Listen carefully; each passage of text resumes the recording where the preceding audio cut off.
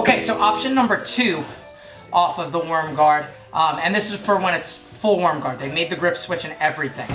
Don't always have to pass. I can go and I can win right away. We can just go and finish.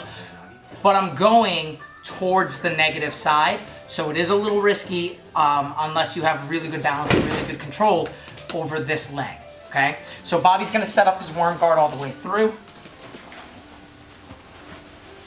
Great. Now, in the previous video, I talked about how most of the time, if you go this way, you will sweep yourself. And you see it all the time. Even if you kind of start backstepping like this foot's going to come up, and he's going to start rotating you, or this hand's going to reach over, and you're going to get your back taken. So, priority number 1 for this technique. You can make an armpit, a belt, or an under the arm collar grip to kind of staple that in place. This is the one I use the most in the beginning. And then I want to control this leg, because I know that this leg's going to start trying to make a deep De La Hiva hook to my opposite hip, or he might even come up and jump it in for like single leg X and things like that. So I want to control this. I start pushing it down to the floor, which is in line with almost everything he wants. Now, I do not want to cross. There's a rolling back take from De La Hiva guard where you cross your feet like this so that I trap his De La Hiva hook. Instead, what I want to do, and this is an important detail, is step on his leg. Because when I step on his leg, I'm able to take my foot that's in front out here.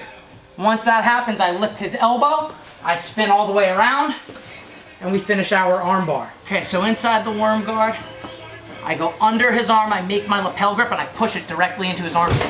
Second hand is controlling the free leg. I'm gonna step on it with his foot and ankle with my back leg. Once that happens, I can release this pant grip. Right here, I step out, lift, turn, sit. You can underhook the arm if you want, or not.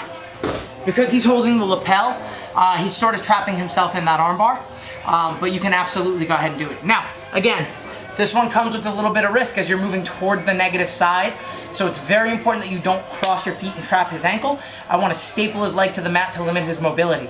My opposite hand controlling that top armpit and shoulder gives me a balance where I have 2 extremes on his body. One is at the highest point I can make, and the other diagonally is at the lowest point I can make on his foot and ankle.